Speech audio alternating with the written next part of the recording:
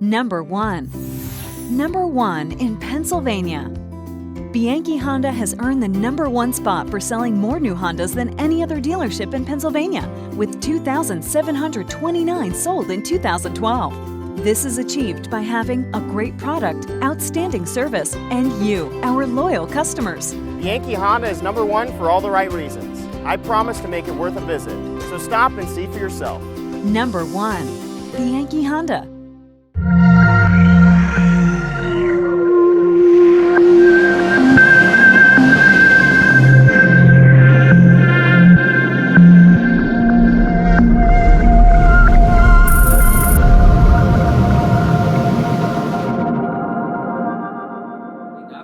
Talk to Coach Rzyczycki right now. Brad, thanks for joining us. Thanks for having me, Jim. Yeah, it's a tough time.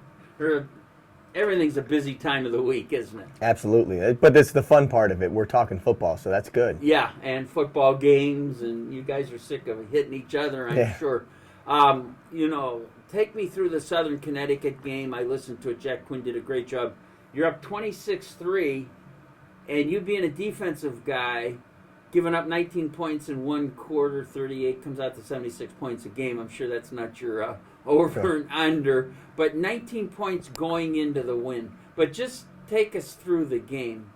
Yeah, there were some concerns. There were some kids out in the field for the first time, and going into games, especially the first one with uncertainty and having faced each other for so long, you don't know how those kids are going to react. Then you throw on top the fact that we're going to go on the road and play a road game. Road games aren't easy to win against quality opponents. Now, give Southern Connecticut some credit. They played a really good game, and they're much different than they were last year, schematically and personnel-wise. They got some kids that weren't on the field last year. I think that's a pretty good ball club that's going to wreak some havoc in the NE10. But yeah, the game went, we got out there, and our defense did a great job of forcing 2 turnovers in the red zone. Trent Dowdle made a great play on a guard and sacked the quarterback, stripped the ball. We went in and scored to Justin Ham on a pass, and then Mike Zanders blitzing off a weak side edge, got to the quarterback, stripped it, and we scored.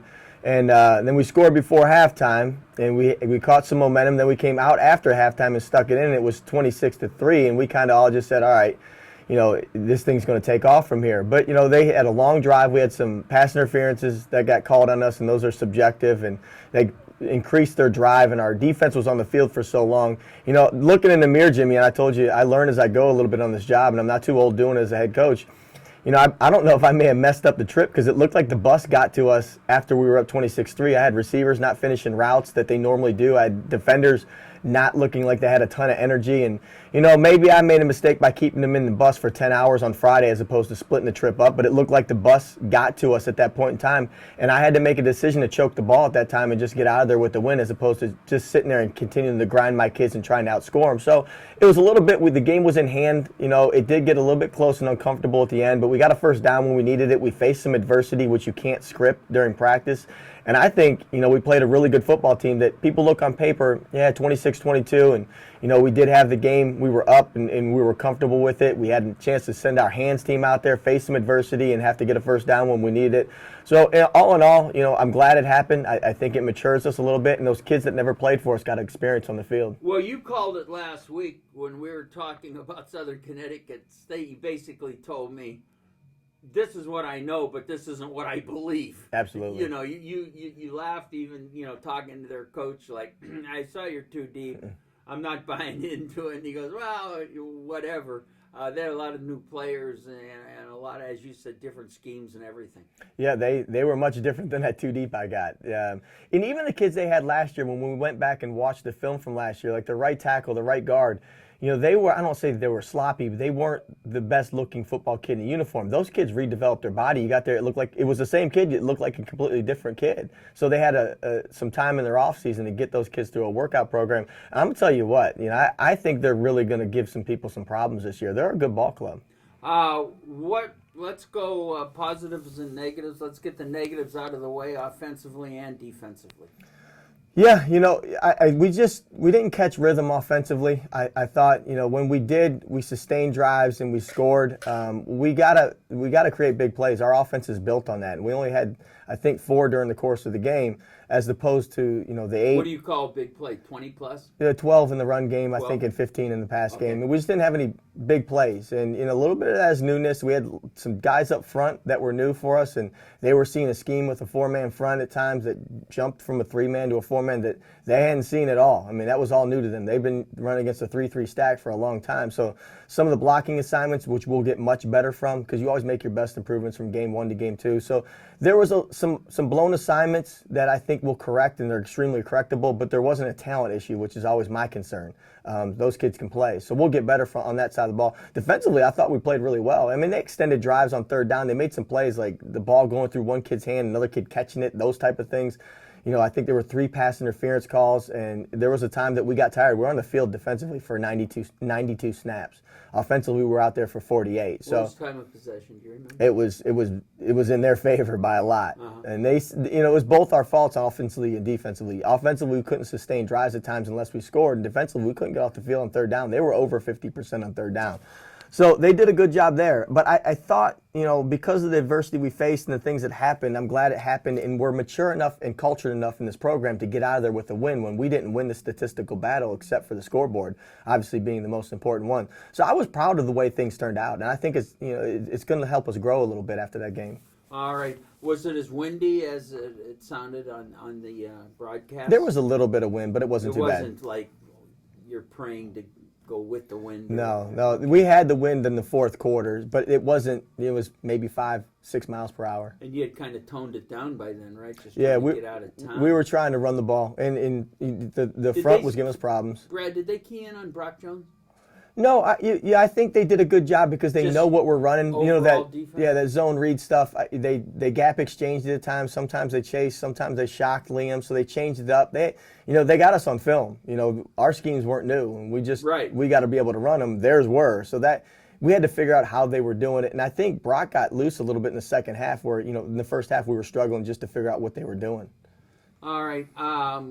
Overall, though, after looking at the film, and again, I like asking you that question, did your opinion change on anything after getting a chance to, the worst seat in the house is on the sideline? Yeah, to be honest with you, I still think we've got to get a couple more games into this for me to give you a true opinion. The new guys that we're replacing from last year, I know we're going to get better as the weeks go on. I still think I think we're going to be pretty good, but all the missed assignments are correctable, and that's the great thing. We had it on film, and we won the football game when we got back home. Won a game on the road, which is hard to do. All right. Cheney State Saturday. Did they open with Lincoln? They usually open with Lincoln. Yeah, it went down to the wire. They played Lincoln. They ended up losing the game. I can't remember the score. I think they lost by 3, but yeah, they opened up with Lincoln. Have you looked at their film? Absolutely. They're the same. I guess. Yeah. Yeah, they're an athletic crew. I mean, their tailback concerns us. He's got a ton of speed. Schematically, they're different than what they were last year because of the new coaching staff. So they got a 4-3 defense, and they're more of a pro-style offense. So it's kind of somewhat of the same for what we saw last week against Southern Connecticut. All right, let's grab a phone call. You got your headsets. See if anybody wants to talk to Coach Rzyczycki. You're on with Coach Rzyczycki, caller. No, I was going to say the Mercyhurst game is the one you were talking about before you even said it, but.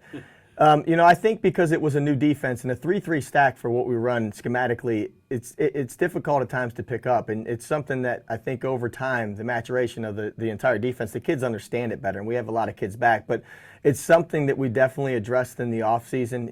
It's Mercyhurst runs a rub route, and everybody kind of runs it, and that's what we struggled with, but we definitely have identified it and talked about it and made sure we scheme it. We run it on offense, and we've run it at our defense, but I'm on the same page you are. It's something that we had to look back when we looked at film and take care of because that was a concern of mine too. Caller, it's funny you brought it up. I was watching films of the Mercyhurst game Saturday, and I sat there and, it was the 11 o'clock news or whatever. Here came Latimer out of the backfield for a touchdown pass, and I'm going, I know Brad Rzyczycki has seen this play before, and, so they didn't change it, that's for sure, but I don't remember that. I remember that Mercyhurst game. Anything else? It's fun going to those football games, isn't it, caller? All righty. Take care. Appreciate that. Cheney, defensively, anything you saw? Were they consistently in a 3-3, 4-3? They're in a 4-3. They're the entire game. I think the coach that's got there now had put in a system that they're going to run a 4-man front, and they're going to run it until they get good at it. So it's new for them. But yeah, they got some players. You watched last year's film, and we threw it on. It was in a rainstorm, which it may rain on Saturday. They handled us up front okay. So we've watched last year's film. All those schemes are different, but to show personnel to our kids. All right, going into Cheney, did you change anything? Like, all right, this might not work, or maybe we're a little too advanced for some new kids or anything. Did you change anything schematically? Yeah, I think you cut back a little bit for what we did, for what our kids do well after we watched the film. But yeah, I think we just have to get better at what we're doing. I don't think there's a schematic change that we have to make. All right, Liam, how's he assess his performance? Good. He had some drop balls. He missed some passes, but I thought he played well. We never got into a true rhythm, and when we did, we scored. I mean, driving the length of the field. So I thought he played well. All right. So at 26-3, looking back at the game, did you yourself feel like, all right, we just need to get out of here, get on the bus, and get home? Did you really think they could come back? After they had the 10 or 12 play drive to stick the ball in the end zone, my kids were tired, Jimmy, to be honest with you. After being on the bus and everything else that happened on the trip, and sticking kids in a bus for 10 hours, they were stiff. And at that point in time when they scored, I knew I had to choke the ball a little bit, run it, and work the clock just to make sure that we're getting out of there and not doing anything stupid by turning the ball over. You talked about a 10-hour trip. What's your philosophy time-wise? Because I remember in the GLIAC, 17, 18 hours, they break that down into 2 9-hour days. What is your feel on that? Well, it was supposed to be an 8-hour trip, so I'm learning it as I go here. So when we got there, we ate halfway. I got them out of the bus, and I got them at a rest stop after 4 hours. I got back in the bus. We hit the Connecticut border, and all of a sudden we're in a traffic jam. And that just lasted, and there's back roads to get to southern Connecticut that you can't use highways to get there. So an 8-hour trip, we basically added 2 hours to it, and I kept it on the bus for 10, which I would not do that again. I'd find a way to leave on Thursday next time. It makes a big difference. Absolutely. Well, I know what it's like just when we make those 6-7 hour trips. I mean, you get out and you hope the young kids don't get as stiff, but hey, sitting there is just sitting there, that's for sure. And I looked at the kids that normally run hard, and they were tired. They weren't finishing their routes, and I'm like, there's something else here that's I got to make sure that we get out of this one. Going into Cheney, you're going to be the favorite. Are you going to really try and jump on them quick, which you'd like to do every game, or do you really want to settle in and get the passing and the running game together? We want to run our offense and our defense, and I want to beat everyone if I can. The first half would be nice, but I don't know that it'll ever happen.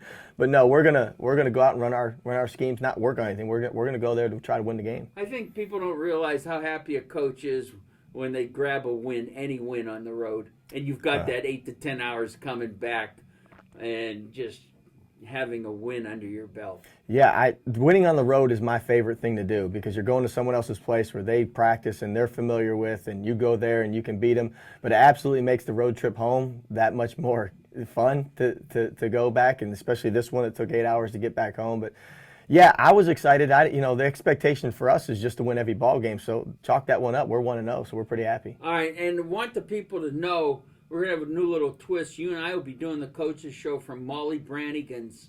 So I'll be leaving right after the game. You'll meet with the media, meet with your team. Is the public invited to Molly Brannigan's for the coaches show? Is it boosters?